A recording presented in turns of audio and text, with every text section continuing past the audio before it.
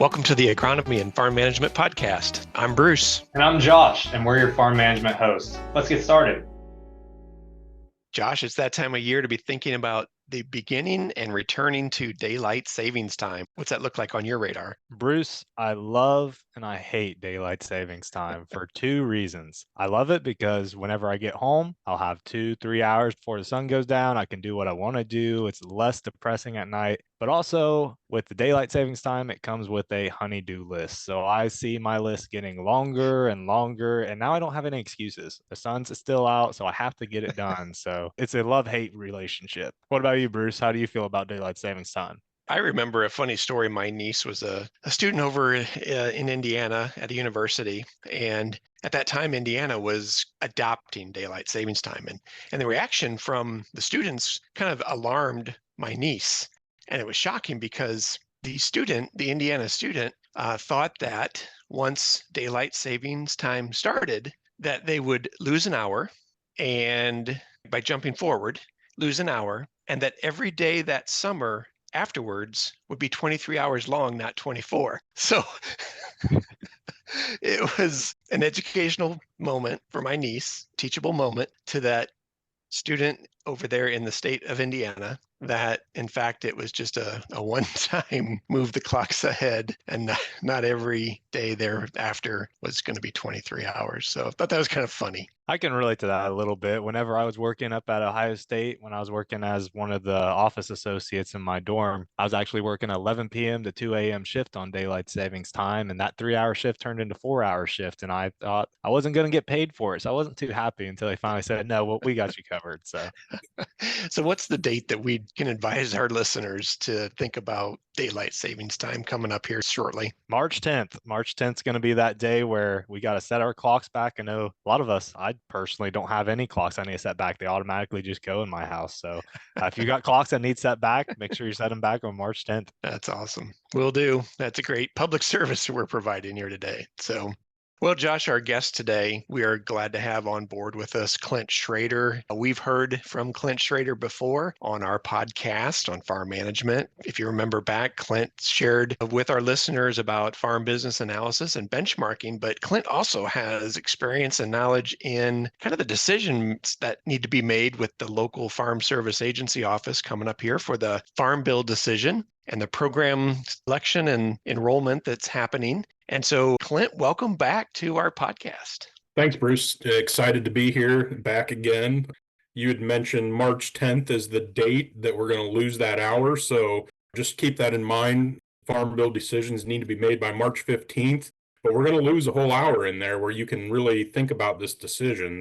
We want to encourage our listeners to really help out the FSA staff. You don't have to wait until March 15th to make that decision. There's some information that you can review now and make the decision knowing that prior to that deadline, your decision is going to be one that really is good for your farm operation. So, Clint, let's talk through first about the three really big program choices that farmers are looking at this point for this next farm bill. The backstory is this year for the 2024 decision is an extension of the programs that were previously in place for 2023. So it's a little bit of a review for most people, but unlike maybe 2021, 2022, there's maybe a little bit better chance that there are going to be payments made on some of these programs, and we'll talk about why that is. I think that listeners will be familiar with the three programs that they can elect: the ARC, or agricultural risk coverage, at the county level or the individual level. So the ARC county or ARC individual,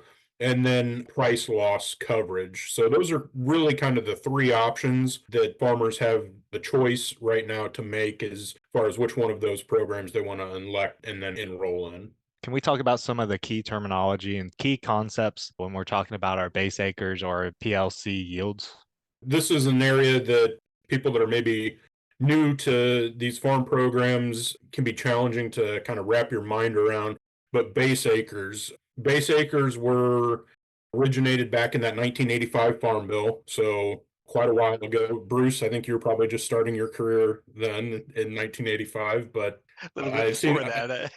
I've seen the pictures of you and your hairband era, but I started in 1994. So the 85, I was doing things elsewhere. So yes. Okay. But no, I think that really kind of goes back to those decisions back then when farms were enrolling for those base acres are a factor today. And so this was initially calculated based on planted acreage of covered commodities over a 5-year period. And so as we think about that, if a farm at that time was maybe diversified livestock and they had a substantial amount of pasture that went out of pasture production and into row crops, they don't have base acres for that production. And so this is something that comes up quite often. And the reason why this was kind of put into place this way, it kind of decouples that payment from what the actual planted acres are. In other words, we're not trying to incentivize our corn market's low, you're going to get a payment. The last thing we want farmers to do is plant more corn because they know they've got a guaranteed payment coming. And so that was kind of the rationale there. But for these programs, it's important to remember that these potential payments that we might see are going to be made on those base acres. For this go round, there's no update to base, so we're not allowed to reallocate. That was allowed to happen, I think, in 2002 and then in 2013. But for this go round, there's no change to the base, no reallocation, but we are going to make those payments on those base acres. And then, Josh, you mentioned PLC yields. This is kind of the number that we use for that payment factor. Farmers had an opportunity to update those PLC yields based on their 2013 through 2017 production at the beginning of that 2018 Farm Bill. It doesn't come into effect at all if we're going to pick one of the ARC programs. The only time that PLC number matters is if we're selecting the PLC program for a commodity. Clint, how does an operator, a farmer, know their base acres, or where do they get that information? Can they request that from FSA? So the best way to get that is they're going to need to go and they can call in or email or just stop by, but they're going to need the form. It's FSA 156EZ. That form is going to have all of the information as far as their base acres, their PLC yields, program they elected or were enrolled in last time. So if they were in price loss coverage or one of the ARC programs, that's going to be on there. And they're going to have one of these forms for every farm number that they operate on. And I think that's important for the people that maybe aren't as familiar with kind of the farm policy. A farm number is not necessarily an individual field. It might be tied to, a couple different fields. And so the farm should know what their FSA farm number is, and they should have one of these FSA 156EZ forms for each farm number that they operate on. These programs are designed to manage risk. And so it's to get it exactly right, we'd have to have a crystal ball to figure out, what are the county yields going to be? What are the national market prices going to be? And actually, price does play into some of the calculations. And so some of these programs will use what they call a market year average price for a particular production year. Can you walk us through that term, market year average price as well? Yeah, so I think it's important to remember that it's a 12-month national average. They take into consideration the price received by the farmer at the first point of sale. The other thing is it's not a calendar year. As I said, it's a 12-month national average, but it basically goes on that crop year. And so for corn and soybeans, that runs from September to August. Wheat is from June to May. And so it's weighted again by those first sales. So if a lot of crop is sold initially by the farmer in October and November, it's going to be weighted heavier to those prices versus maybe a rally that we see later on if the farmers sold more early. So that's kind of the way that works. Every month, the USDA WASDE report, World Agricultural Supply and Demand Estimates, are released. And they have an update in there that talks about what the projected market year average price is for that coming year. So important to remember right now, we're in the calendar year 2024, but we're still setting that market year average price for the 2023 crop for corn and soybeans, and that won't be finalized until August. So a little bit of a long timeline there. It's kind of that projection, and then we have to let that play out.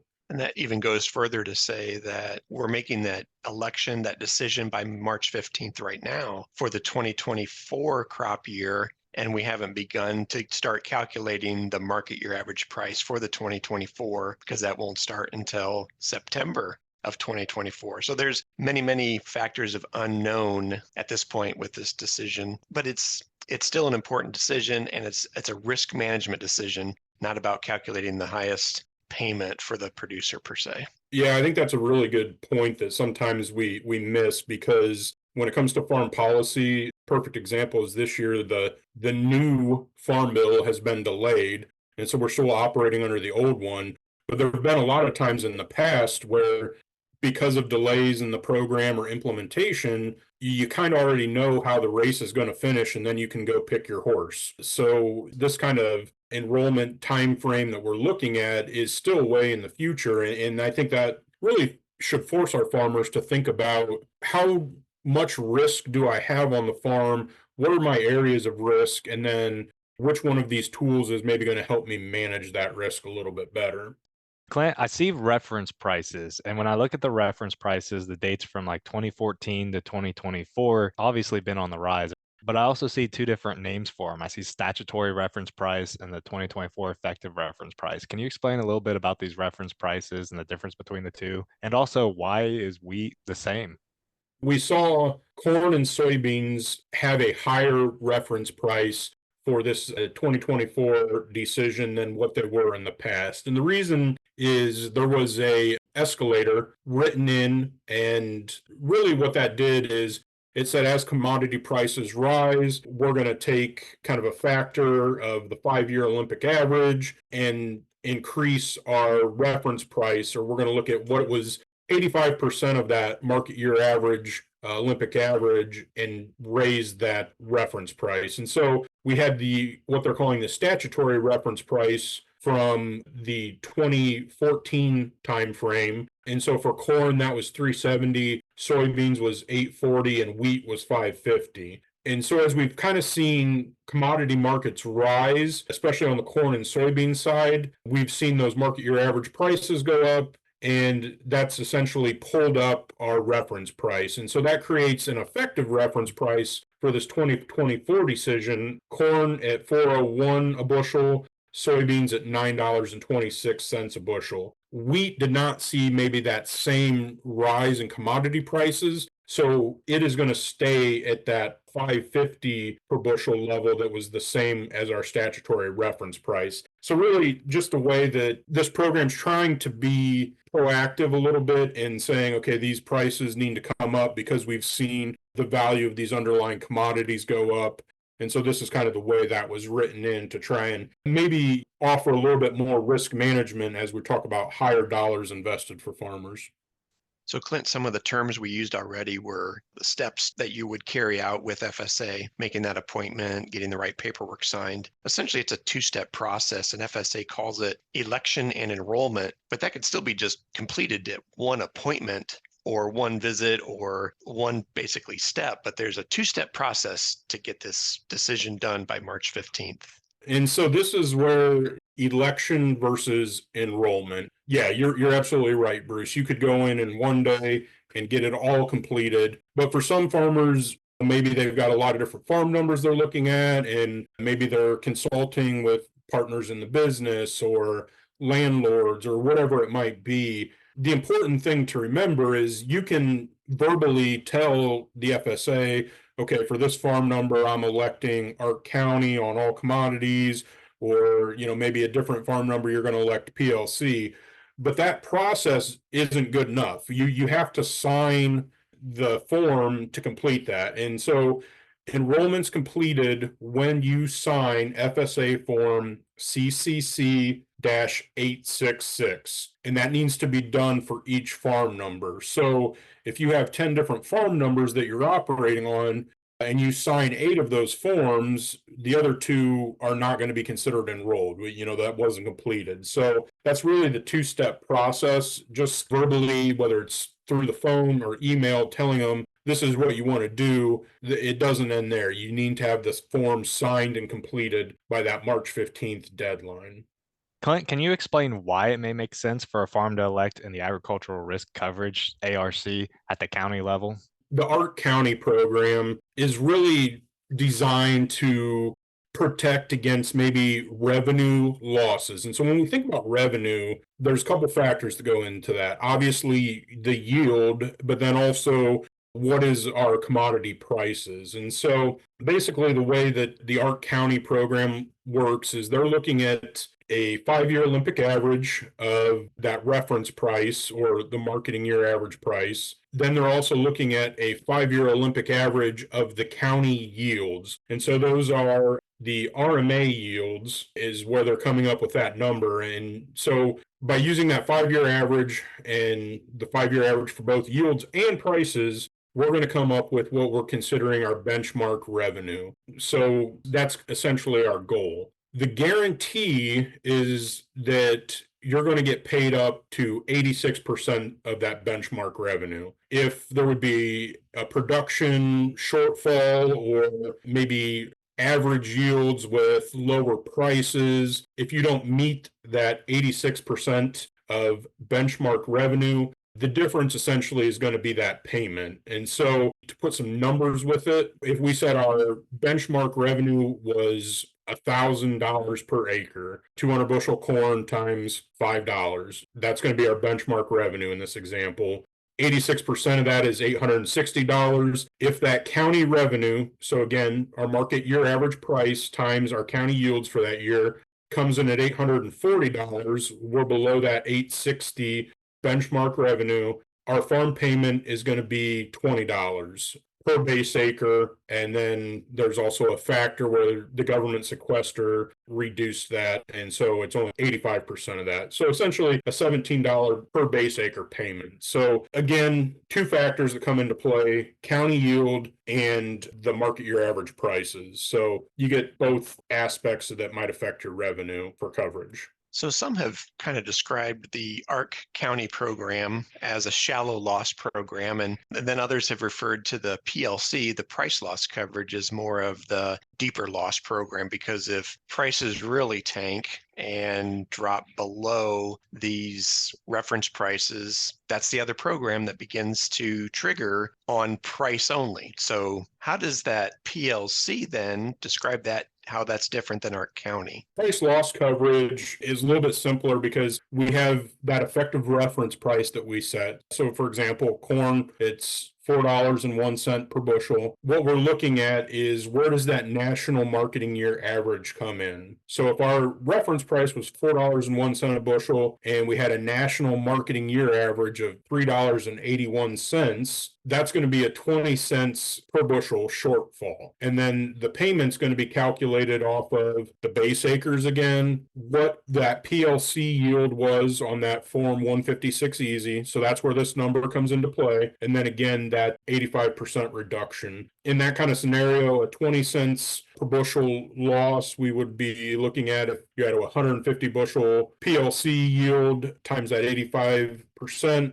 looking about $25 or $25.50 per base acre is what the farm payment would be. And so I think the other thing that's important to remember is the Arc County, again, as you said, more of a shallow loss. There is a cap on how large that payment can be. On the PLC, it's uncapped. So this is kind of one of those scenarios where if you were looking in your crystal ball are very concerned about commodity prices getting below that 401 level for corn or 926 for soybeans, this might be where the price loss coverage program would maybe provide you the risk management that you're looking for. Now, Clint, sorry if you've already mentioned this, but I also wanted to reiterate, how is that national average found? That 381 in your example, that's underneath our 401 price reference point. That's going to be that market year average price that gets published in our WASD reports every month. So there's a calendar that lists when those come out. Generally, those can be market movers, but this is the less important part of that. But that update's provided monthly that kind of looks at that market year average price. And so right now, I think like USDA is projecting a 480 corn price for the 2024 season. And so again, that's a ways off. As that kind of starts to firm up and the market starts moving, we're going to see that update every month. And then when it goes final, that's the number that we would then use in that calculation. So this seems like it's very complex. There's a lot of moving parts within the ARC and PLC. Is there any tools out there that's going to be able to help me make sense of it all, keep all my ducks in a row? The Farm Doc group there at the University of Illinois has what they're calling the FAST tool, and that can be very helpful if, again, you have your Form 156 and you know what your PLC yields are, and you can kind of walk through different scenarios on your farm. If you're looking at Ark County and curious about, okay, what if we have really good yields and the price continues to fall? And you can see kind of the breakdown of, okay, this is what it would take for you to have a payment on the Ark County side versus the PLC side, and really kind of walks through that decision making, giving you different scenarios that you can play with to see what level of risk you have on your farm that you're trying to mitigate. That's been a great summary. And I think looping back around to where we started, having those three options to pick from. I remember some decades ago, there were some farmers that said, for risk management in the USDA Farm Bill, we don't have any choices to pick programs. Well, now we do. And we have had, through the process of the last few Farm Bill cycles, we've had some choices to make. And so to reiterate our three choices today, Ark County program, which uses those county yields. It's a revenue risk management program election that uses county yield as well as the national market year price. Agricultural risk coverage individual is a little bit more in-depth decision, Clint, that we haven't really touched on, but there are some times when that should be considered. And then lastly, our third choice was that price loss coverage. And so thoughts on what should a producer evaluate? What kind of risk are they most fearful of? Is that maybe a way to ask the question, what am I most concerned about that could really harm my business if X happened? I think that you'd mentioned Ark individual. There's certainly places where that might be an appropriate decision to make for a farm. We don't see a lot of acres signed up for that for a number of reasons. One, there's a little bit of a higher burden of record keeping. That's made on your individual production. And so you have to come in with your record and have that in place. But that program essentially functions very much in the same way as the Ark County, just based on your individual. And so we see that maybe producers that have had acreage that they prevent planted, that's sometimes where that plays out. So if your crystal ball says that you're expecting a really wet spring and delays with planting, that might be an area that you look at. Or highly variable production. We think about river bottom ground, or maybe some spots that are very sandy that you've had good yields on the past few years, but you're really thinking this year it might be hot and dry and going to impact that production. So those are a couple of examples of where that Ark individual might be worth a look at. But I think that, again, it comes back to, on the Ark side, it's what's our revenue, so what's our yield and what's our price, and whether we're looking at that from the county level or the individual level, it's still kind of the same thing. Price loss coverage is really just worried about price, and falling commodity prices are really going to be the only factor in that. The other thing that we didn't mention, and I don't want to muddy the water too much, but there's a little bit of a crop insurance decision that comes into play with the price loss coverage, and that's the supplemental coverage option. So farms that are purchasing crop insurance, that's policy that they can carry as supplemental coverage option. But essentially, that's going to provide more protection. So if you had a general farm revenue protection policy at 80%, and then you wanted to add on the supplemental coverage option, it's essentially a way to buy up more protection up to about the 86% of revenue. And that's, again, a county-based coverage option. So the thing to kind of remember is, if you're okay with spending some money to coverage or for risk management, it's a way that you can enroll in PLC. and then buy a little bit of that area revenue protection from maybe an 80 to 86% loss. And so it's an additional policy. It's going to cost some money, but it's only available if a farm signs up for the price loss coverage option. So another little wrinkle that kind of comes into play there. Clint, March 15th being that deadline for these programs, and it's coming up really soon. It's actually coming up in a couple of weeks. If someone's interested in these programs and they wanted to talk to someone face to face about electing into either one of these programs, who would they reach out to? Is there any resources through OSU, through FSA? Where would they go? We've put a lot of the articles on the Ohio Ag Manager site that kind of introduces that decision tool. But I think that the good first step is they need to go to their FSA and get that Form 156 easy. That's the starting point. That gives them what they have already or in the works, what their base acres are, what their PLC yield is, what programs are previously selected. And from there, I think that it's worthwhile to reach out to your county extension office, ask questions there. I know we've worked with our team pretty extensively on some training to help them understand how to maybe use that tool or how they can help a producer walk through that. And so that's another great resource. And then our farm office team, I know we're always happy to kind of help answer those questions if you reach out to us.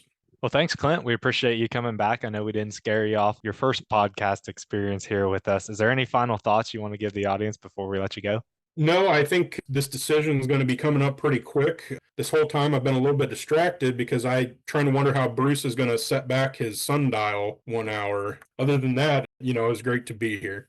Thanks for listening today. For more information about farm management tips, be sure to check out the Farm Office at farmoffice.osu.edu.